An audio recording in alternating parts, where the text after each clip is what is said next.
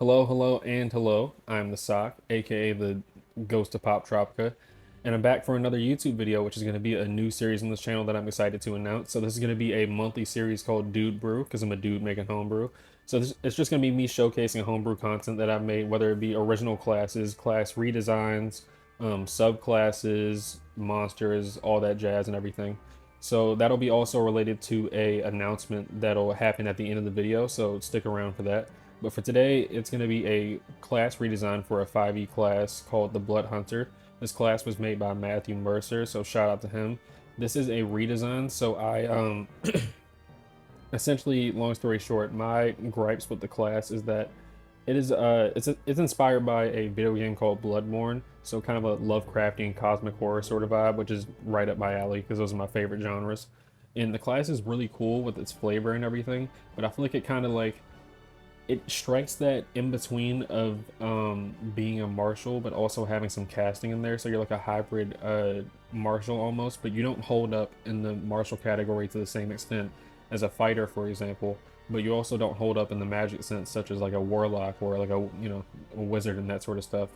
But I also felt like it was kind of lacking in terms of having features outside of mainly combat and everything. There was a couple in the original one, but I feel like it was just a little bit lacking. So the concept that I had for this class was kind of like The Witcher, or like like the Belmonts from Castlevania, where you're like you are a monster hunter, so you can specialize in those like Eldritch sort of vibes, but you're a monster hunter, so you're a lot more cerebral and a lot more mentally inclined than your average fighter. But you solve your problems obviously with your weapons and stuff like that, but you also use your tactics and dark magic and stuff.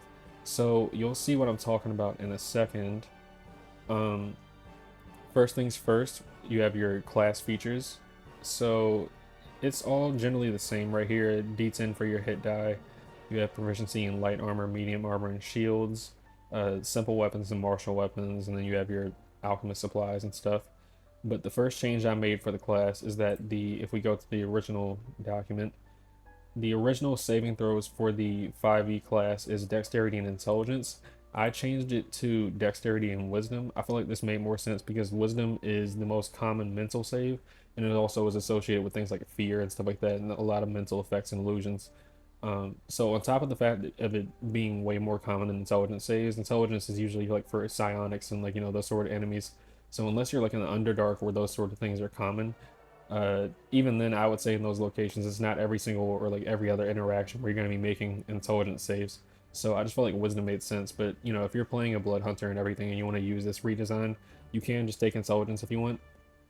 But I just feel like that made more sense because you're gonna have nerves of steel compared to a lot of other people. And we're gonna go to the original. Just for comparison, Hunter's Bane is the first level feature, the first feature on this class. So at first level, you have Survived the Hunter's Bane, a dangerous long-guarded ritual that alters your life's blood, forever binding you to the darkness and honing your senses against it.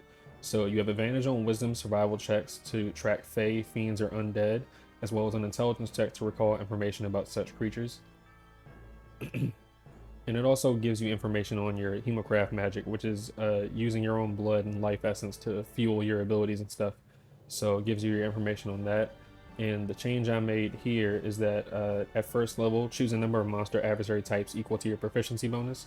And you have the choice between aberrations, beasts, celestials, constructs, dragons, fae, giants, monstrosities, oozes, plants, and undead. And you have the same benefits and everything of advantage on survival checks to track and also recall information.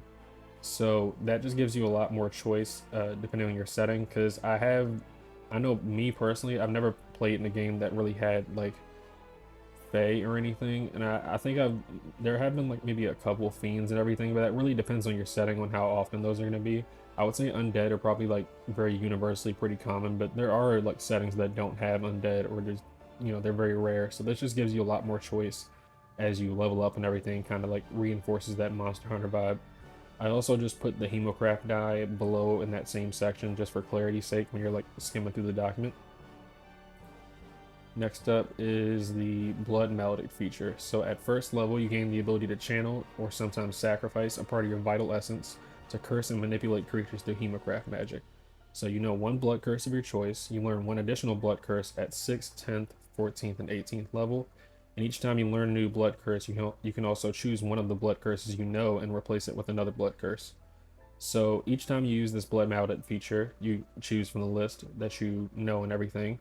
And while invoking that curse before it affects them, you can choose to amplify it by taking necrotic damage equal to one roll of your Hemocraft die. So at first level, that's a 1d4.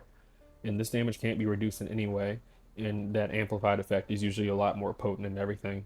Creatures that do not have blood are immune to blood curses unless you have amplified the curse. So that's also just for like going against like constructs and everything. I like that feature a lot. Uh, just kind of reinforcing that self-sacrifice thing. But at the last section of this original part of it, once you use this feature, you must finish a short or long rest before you can use it again. You can use Blood Maledict twice between rests starting at 6th level, 3 times starting at 13th level, and 4 times at 17th level. So the change that I made to the Blood Maledict feature is that you gain one blood curse your choice at the same, progression and everything.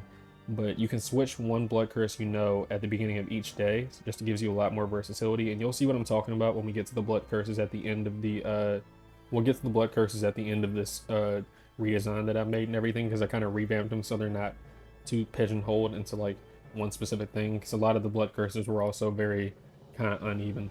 So let me see, what was the other change? Yeah, another change that I made is when you amplify your curse, along with taking that necrotic damage of your Hemocraft die, you add half the result to the save DC of your blood curse rounded down. So that also just gives you some more incentive, because I'm just of the mindset that you'll see what I'm talking about in a second when we get to the Crimson Right feature of this class. But I'm kind of the mindset that, like, let's say you have multiple, let's say you're 6th level and everything. So by the time you're 6th level, let's see what your Hemocraft die would be. That would be 1d6. So to cast 2 Crimson Rights, you're taking 2d6 damage that can't be reduced, and that's just to give the, Blood Maledict some more oomph. That's to give the Blood Curse its enhanced effect. I feel like that's a lot just for the Blood Maledicts, especially once we get into the other feature that allows you to take that Hemocraft die and damage for a benefit. But yeah, I just made it so it increases the save DC of your blood curse, because I feel like that made sense for the sacrifice theme. And at the end of that, instead of making it per once per rest, you have a number of uses of your blood curse equal to your Hemocraft ability modifier per long rest. So I also forgot to mention that your choice of your Hemocraft modifier is between intelligence and wisdom, just if you can see it right there. So you are going to be, that's at least going to be your second or third best stat, or maybe first, depending on how you want to go into the blood curses, which is why I kind of made them more versatile if you want to specialize in them. But moving on, this is an original feature that's not in the original class. It's called Curse Resilience. Additionally, once per round at first level, before you make an attack roll, ability check, or saving throw, you may add your Hemocraft die to the result. If you succeed on an ability check as a result of this roll, you subtract the result of the Hemocraft die from your next ability check, and this goes for attack rolls and saving throws. You can do this a number of times equal to your proficiency bonus per long rest. So essentially what this gives you is, I guess for a better example, yeah, the ability check thing that is in the description, but also let's say you want to, you really want this attack roll to hit, so before you make that attack roll, you add your Hemocraft die to it and, use up one of these uses of Curse Resilience. And if that makes it hit, then on your next attack roll, you subtract that result from the attack roll. So that goes for saving throws as well. And that's just to give you a little bit more. It could be used in combat, definitely, but also could be used in RP and everything. Like, you really want to succeed this persuasion check, so you use your Hemocraft die for it and everything. And you subtract that from your next persuasion check, but that would have, made it succeed and everything. So, your DM can definitely, describe that however they want and everything. But next up is the fighting style you get at 2nd level. So at 2nd level, choose a fighting style of your choice from the fighter style list. I kind of just changed it from, if you look at the original document, the fighting styles it presents are just, they're not bad, but it's only 4 fighting styles, and I feel like that's kind of limiting. So I just made it so you can choose from the fighter style list, just to give you a little bit more versatility and stuff. And next up is, I actually will just read this one first. So the original one as written, Crimson Right. Also at 2nd level, you learn to invoke a Rite of Hemocraft that infuses your weapon strikes with elemental energy. As a bonus action, you can activate any right you know on one weapon you're holding. The effect of the right lasts until you finish a short or long rest. When you activate a right, you take necrotic damage equal to one roll of your Hemocraft die, and this damage can't be reduced in any way. While the right is in effect, attacks you make with this weapon are magical and deal extra damage equal to your Hemocraft die of the type determined by the chosen right.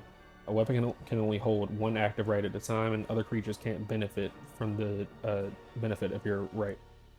You can choose one right from the Crimson Rights that it lists below, and you learn an additional one at 7th and 14th level. So to look at how I changed it a little bit, it's not insanely different from before. The main differences that I have right here is when you activate your Crimson Right, it lasts until you finish a long rest instead of just a rest in general.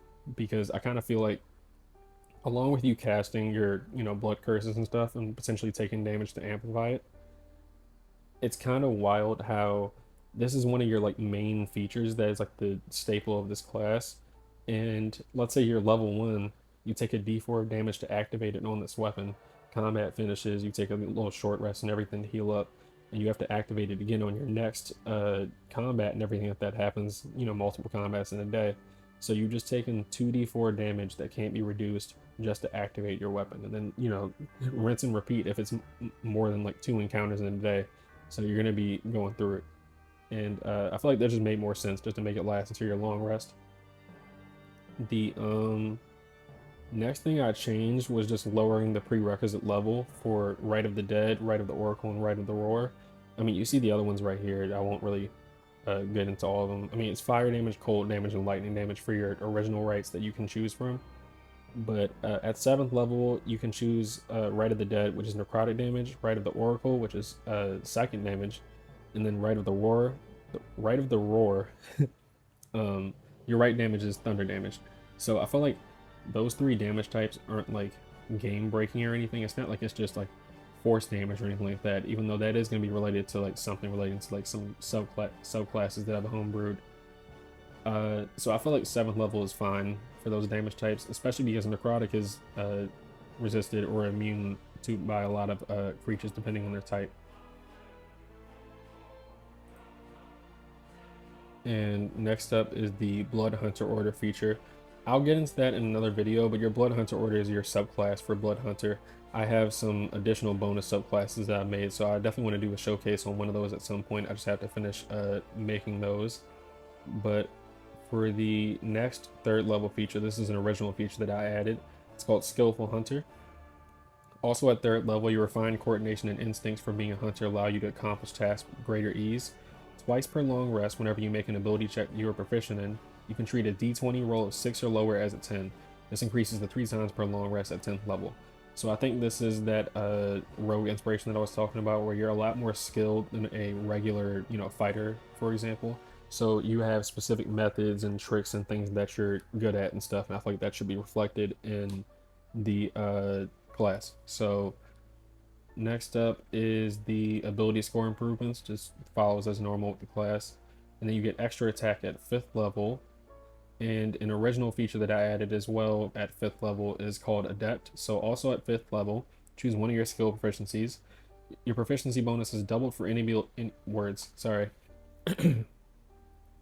Your proficiency bonus is doubled for any ability check you make using the chosen skill, and choose one additional skill at 10th level. So just reinforcing that thing I was saying before of you being good at what you're good at and everything. Every hunter has their own methods and stuff, and I kind of just wanted to make that to add some more flavor to your character and stuff.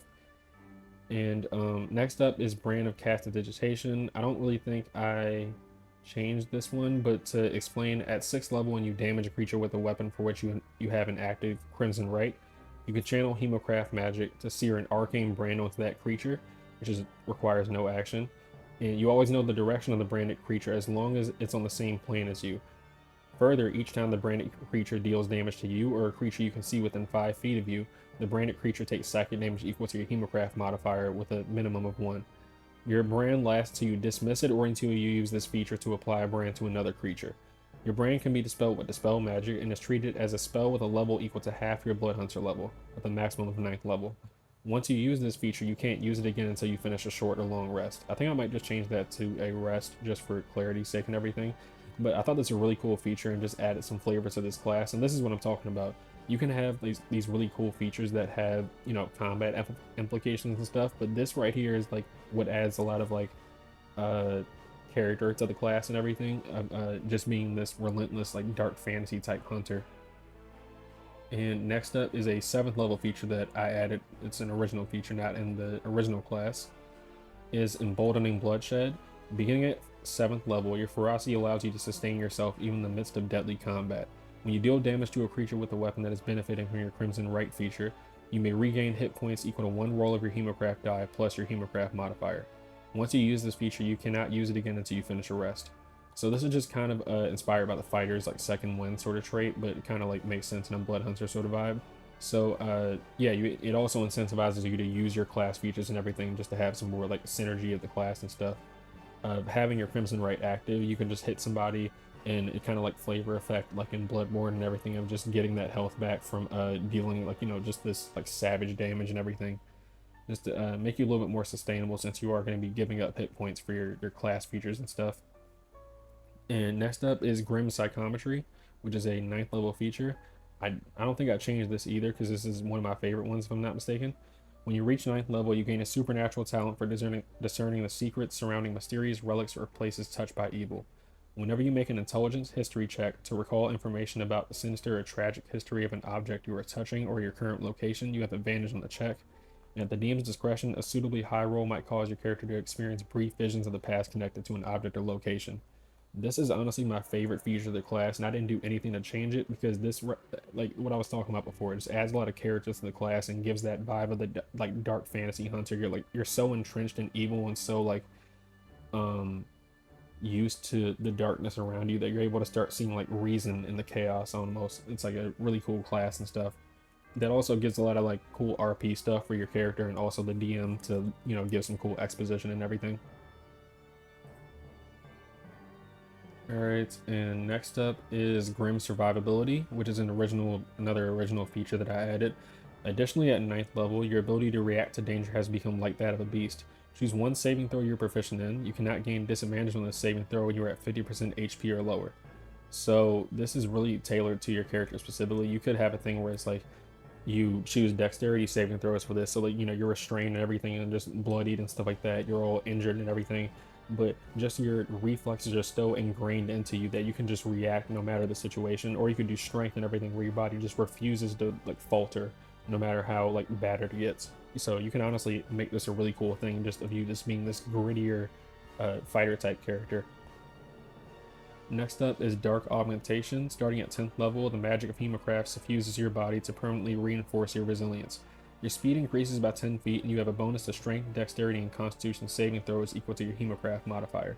Now, the slight change I made to this, if we go down to Dark Augmentation, is that I changed it from a 5 feet speed increase to a 10 feet speed increase.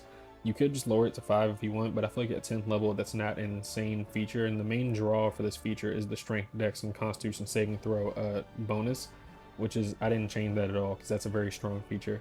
But I feel like the 10 feet makes sense and everything because by the time, like, compared to another class like Monk that gives you movement speed, you know, it's not like an insane amount. You would go ideally if you have 30 feet movement speed, unless you have like a higher base. You would go from 30 to 40, which I don't think is like insane or like makes that feature overpowered. Next up is Brand of Tethering.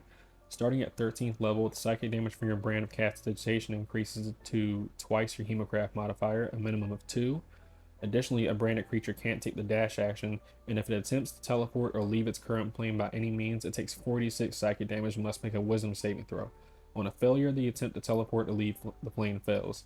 This is probably like in my top 3 favorite features for the class, even with the redesign that I made, just because that also adds another flavor effect of you being this like relentless hunter and everything that even like beasts would shiver at and everything. Like once you have, like once your sights have been set on a beast, that's the end of its fate and everything, no matter what it tries to do. And it also, I feel like, kind of like if you're going against like an intelligent monstrous creature and everything, you almost become this like dark figure for this creature and everything, just this looming threat that they have to worry about. So you can honestly do some cool RP stuff with them being like traumatized and having to deal with you. But next up is the 14th level feature, Heart and Soul, or Heart and Soul. When you reach 14th level, you have advantage on saving throws against being charmed and frightened. I didn't change that at all. That makes sense for the class. And the last feature I changed is called Sanguine Mastery, so that's your 20th level capstone feature.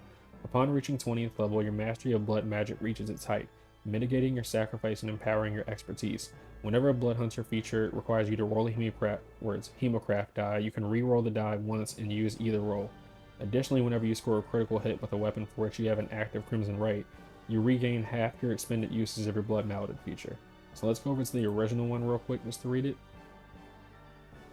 So the original class has it once per turn. Whenever a Blood Hunter feature requires you to roll a Hemocraft die, you can re-roll the die and use either roll. And whenever you score a critical hit with a weapon which you have an active Crimson Right, you regain one expended use of your Blood Mallet feature. Now, my reasoning for this of just bumping it up to where you have advantage on Hemocraft dies, this is your 20th level capstone feature. So by the time you're fighting creatures as a 20th level party, you're going against like legendary creatures. So I don't think advantage on Hemocraft die would be overpowered by that point, and kind of like makes you seem like more of a master of this like dark magic that you've kind of had for a while now by this point. And also, when you score a critical hit when you have an active Crimson Right on it with the weapon that you hit with, you regain half your expended uses of your Blood Mallet feature, because I feel like that makes more sense for it. Once again, this is 20th level, so this is your extra strong stuff. Like wizards by this point have wish and stuff, so I don't want to hear it in terms of balance and stuff. But definitely let me know down below if that seems like a little bit of a stretch and everything.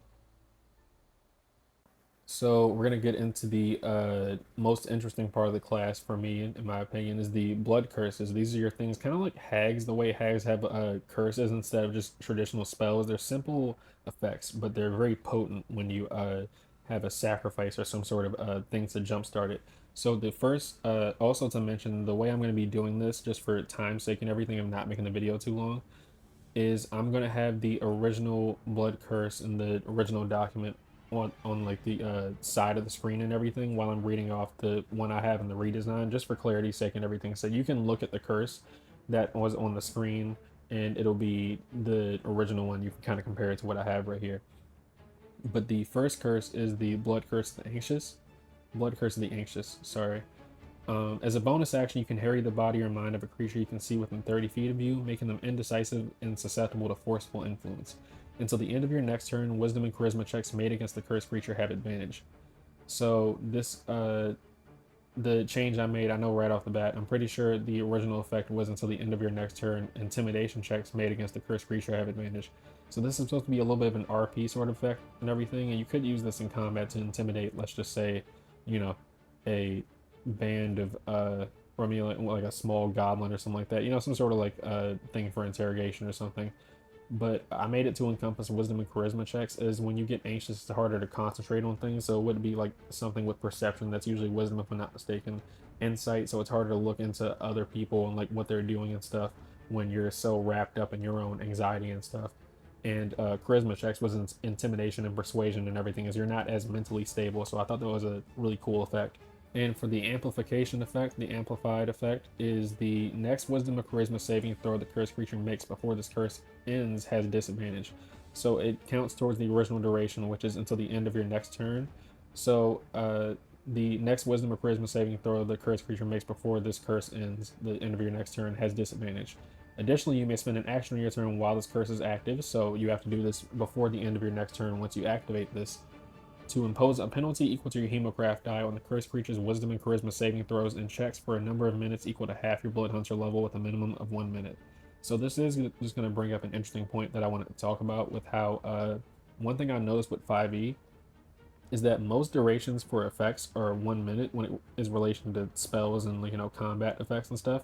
And I kind of get it for the sake of making it so something doesn't last forever, but most of the time features allow you to remake saving throws and stuff like that at the end of your turn or as an action and stuff like that.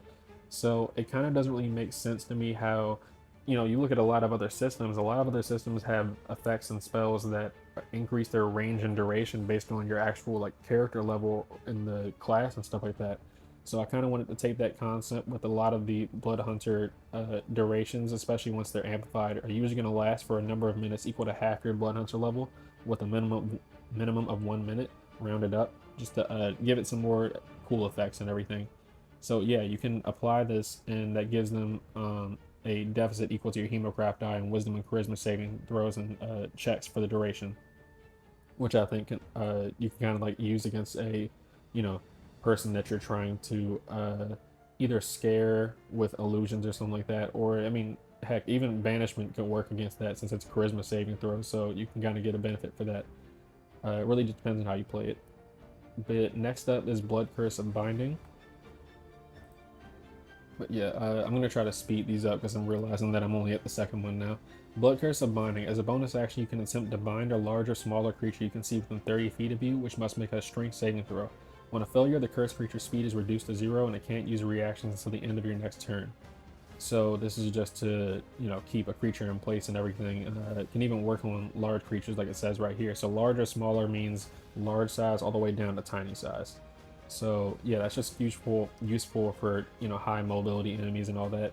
And the amplified effect is the curse lasts for a number of minutes equal to half your Blood Hunter level with a minimum of 1 minute.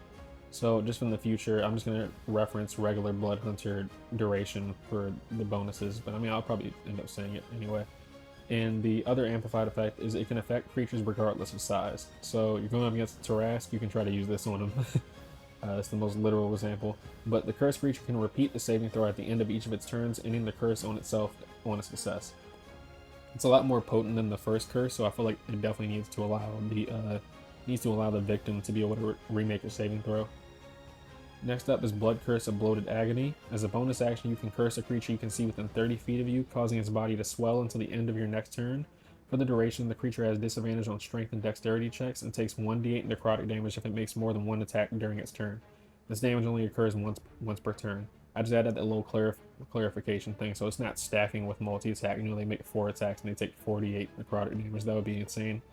But yeah, just something to also use against like, you know, marshals, you know, your brutes and everything, your giants and all that sort of stuff. But the amplified effect is the curse lasts for the regular Blood Hunter duration of half your Blood Hunter level, and the cursed creature can make a Constitution saving throw at the end of each of its turns, ending the curse on itself in a success. Additionally, when the creature fails a saving throw to end the curse, roll your Hemocraft die. It then subtracts its maximum hit points by half the results until the curse ends. So it's like this kind of like violent restraining that they're I'm mistaking that for something else. But Bloated Agony, it's called causing your body to swell from the inside and like kind of like, in my mind, hemorrhaging like blood vessels and all that sort of stuff. But yeah, I think it's a really interesting ability. Next up is Blood Curse of Corrosion. So this is a prerequisite at 14th level. As a bonus action, you can cause a creature you can see within 30 feet of you become poisoned. The cursed creature can make a Constitution saving throw at the end of each of its turns, ending the curse on itself on a success. And it lasts for a number of minutes equal to your half your Blood Hunter level. The amplified effect, the cursed creature takes 46 necrotic damage when you inflict this curse, and it takes this damage again each time it fails a Constitution saving throw to end the curse.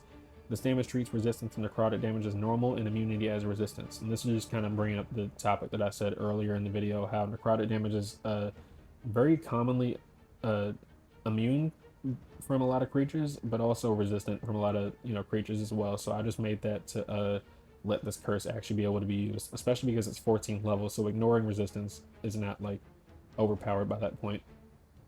Next up is Blood Curse the Exorcist, which has a prerequisite of 6th level. As a bonus action, you can choose one creature you can see within 30 feet of you that is charmed or frightened, or which is under a possession effect. The target creature is no longer charmed, frightened, or possessed. And the amplified effect is a creature charmed, frightened, or possessed, whereas a creature that charmed, frightened, or possessed the target of your curse takes 3d6 psychic damage and must succeed on a wisdom saving throw or be stunned until the end of your next turn.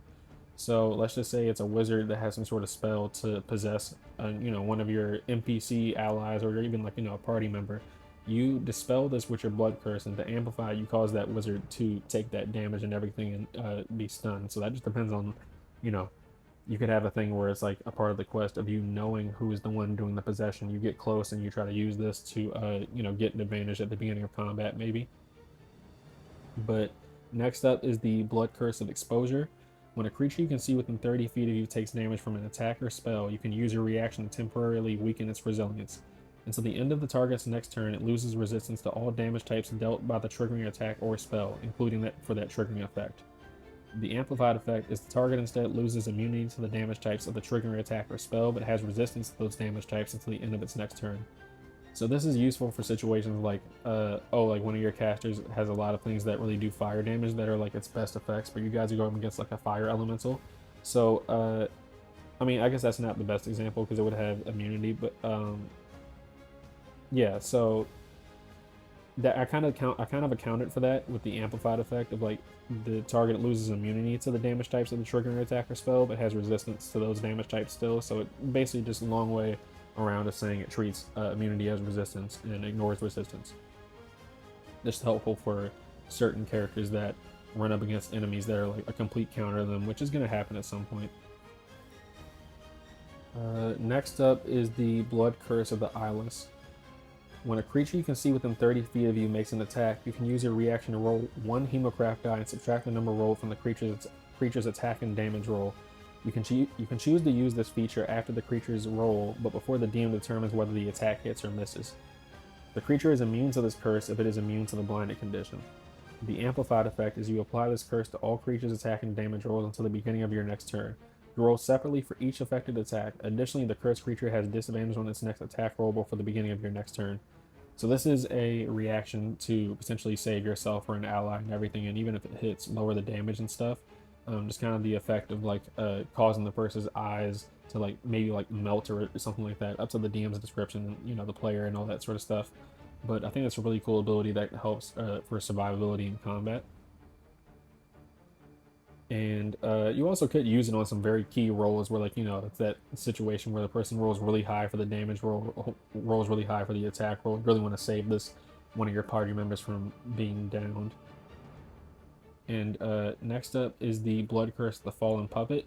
When a creature you can see within 30 feet of you drops to 0 hit points, you can use a reaction to instill that creature with a final act of aggression. You can cause the cursed creature to move up to half its movement speed and make one weapon or melee attack against a target of your choice within range. And the amplified effect is you can now cause the cursed creature to move up to its full movement speed and grant it a bonus to its attack and damage roll equal to your Hemocraft ability modifier with a minimum of +1.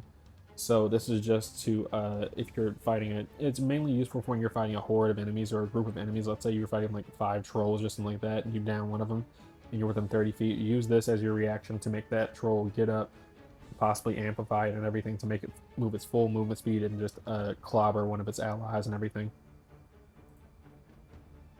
Alright, and next up is Blood Curse of the Howl. So that is a prerequisite of 10th level. As an action, you can unleash a blood-curdling howl. Each creature within 30 feet of you that can hear you each creature within 30 feet of you that can hear you must succeed on a wisdom saving throw or become frightened of you until the end of your next turn. If a creature fails its saving throw by 5 or more, it is stunned while frightened in this way.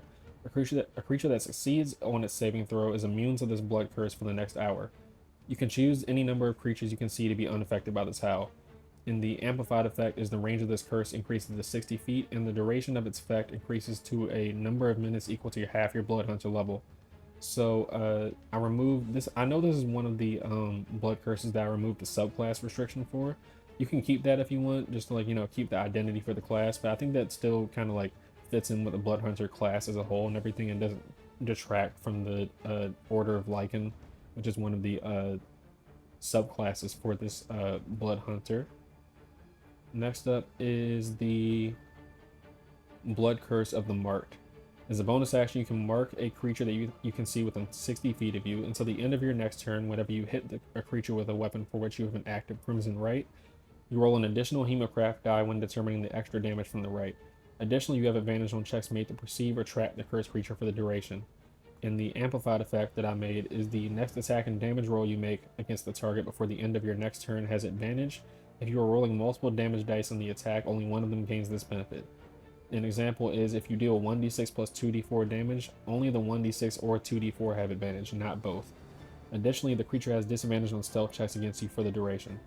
So it's a useful curse, but I didn't increase the duration for this one, particularly because it is a powerful effect. So you could go from having, you know, let's say you pick this at first level, you go from having a d4, you know, to your Crimson Right additional damage to a 2d4, and that gives you advantage on checks to perceive, attract the creature, and everything until the end of your next turn and everything. Kind of like that concept of, once again, you being this relentless dark fantasy hunter. So as soon as you slash your weapon into it and everything, you forever are able to just have a good sense of where it is and not letting it get away. And the amplified effect kind of just increases that. So along with you rolling that additional die, you are allowed to pick one of them to have advantage. So this increases your potential and stuff, and also gives the enemy disadvantage on stealth checks. Next up is the Blood Curse and the Muddled Mind. As a bonus action, you can curse a creature you can see within 30 feet of you that is concentrating on a spell or is using a feature that requires concentration. The creature has disadvantage on the next Constitution saving throw it makes to maintain concentration before the end of your next turn. Additionally, if the creature casts a spell or magical effect during the duration, they must roll a d20. On a roll of 11 or higher, the casting doesn't take effect until the creature's next turn, and the creature must use its action on that turn to complete the casting. If it can't, the spell is wasted. The amplified effect is the cursed creature has disadvantage on all Constitution saving throws made to maintain concentration for a number of minutes equal to half your blood hunter level. Additionally, the delaying effect takes place on a d20 roll of a 9 or higher instead, and the cursed creature can make a Constitution saving throw as an action on their turn to end the effect. So that disadvantage doesn't really apply to this. It's mainly a counter for spellcasters and, like, for example, a lich and everything, those types of monsters that are able to cast magic and all of that. I kind of almost envision a sort of thing when this blood curse is active, just like filling the creature's mind with thoughts from creatures like beyond the veil, that sort of deal. But next up is the 12th curse, which is the Blood Curse of the Soul Eater, which is a prerequisite of 14th level. When a creature that isn't a construct or undead is reduced to 0 hit points within 30 feet of you, you can use a reaction to transfer their life energy into power. Until the end of your next turn, you make attacks with advantage and you have a resistance to all damage. The amplified effect is you regain an expended use of one class feature of your choice. Once you've amplified this blood curse, you must finish a rest before you can amplify it again. So this is rightfully a 14th level feature. I didn't change that at all. Actually, let me make sure I'm not tripping.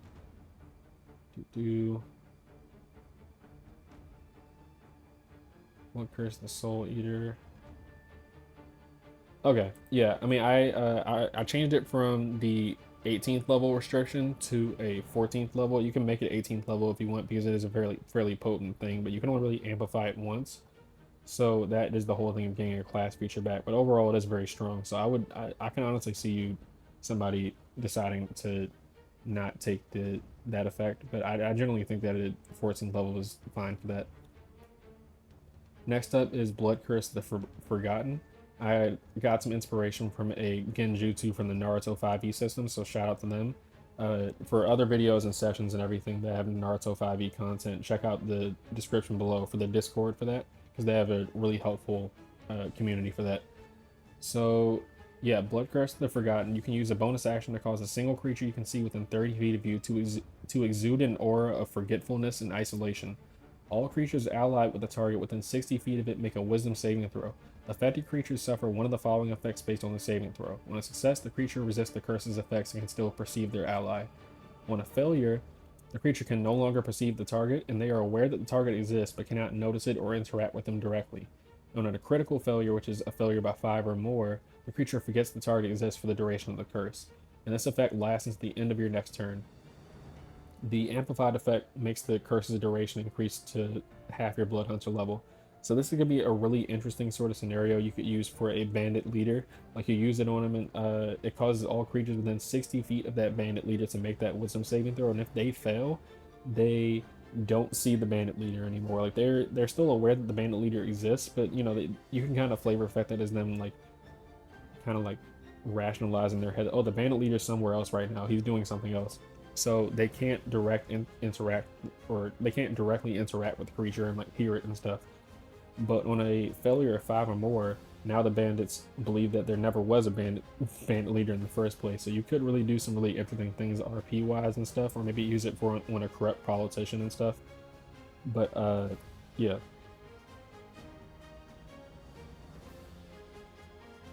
Next up is the Blood Curse of Shared View, which is the last one right here. This is an original Blood Curse along with the Blood Curse of the Forgotten that I made. Blood Curse of Shared View. You can use a bonus action to curse a creature you can see within 30 feet of you, causing them to unwittingly share their vision with you. Target must succeed on a wisdom saving throw or have their eyes as well as your own become noticeably bloodshot. While you maintain this curse, you gain the ability to see through the target's eyes regardless of range for up to 1 minute.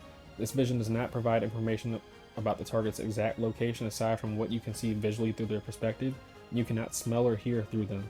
You cannot see while the curse is active, gaining the blinded condition as a result. And if you amplify it, the duration of the curse increases to a number of minutes equal to half your Blood Hunter level, and you can see through your own eyes for the duration as well, so you're not blinded.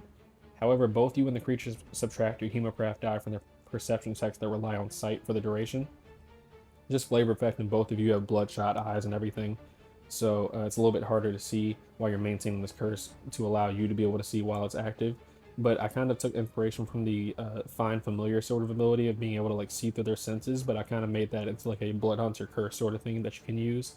Could be really useful for reconnaissance, just kind of like scouting out the area and stuff like that. Like, you know, you put it on a bird and stuff like that, and it flies within like, you know, an area of a bandit camp, for example, and you can kind of get a little bit of a scope out on the bandits and stuff like that, or use it on a guard. Honestly, it has a lot of really creative uses. But yeah, so that's the blood curses for the class that I have made and everything. All right, I hope you guys enjoyed this content, enjoyed the redesign I made for Blood Hunter. I like the class a lot, so I really hope I added a little bit more flavor to it and everything of it being like a ranger-esque type of fighter, and you know, a little bit of rogue in there as well. And yeah, just this is the announcement section I was talking about. So just real quick, I just wanted to announce that there will be a Patreon coming soon to this channel, so stay tuned for that. It's going to be a little bit of a follow-up video I'm going to do once I have that ready. I'm not the most tech savvy really and everything, so it takes me generally a little bit of time to do these sort of things and stuff. And also, I just want to load it with enough stuff and enough content to make it worth it for you guys and stuff. And yeah, the Patreon is going to feature a lot of things. It's going to feature multiple monster stat blocks and lore for each monster, along with how you can use them in your game as well. And it also feature more content like campaign settings, one-on-one DM advice, and more, depending on the tiers and all that sort of stuff. So once I have that sorted out, I'll definitely do an announcement video on that. But just another announcement I wanted to make is that there will be a Discord for this YouTube channel in a little bit, just to discuss D&D and other like nerdy interests and stuff. But just like I said before, I'm not too technologically inclined. So, you know, if anybody knows anything about how to make like servers and stuff like that with like, you know, the automated like bots and stuff, then I definitely appreciate that. A little bit of advice in the comments and stuff, but I'll figure it out by the time I'm able to have that out and stuff. So yeah, I hope you guys really enjoyed the video, and Dude Brew is going to be once a month, so look forward to the next Dude Brew next month.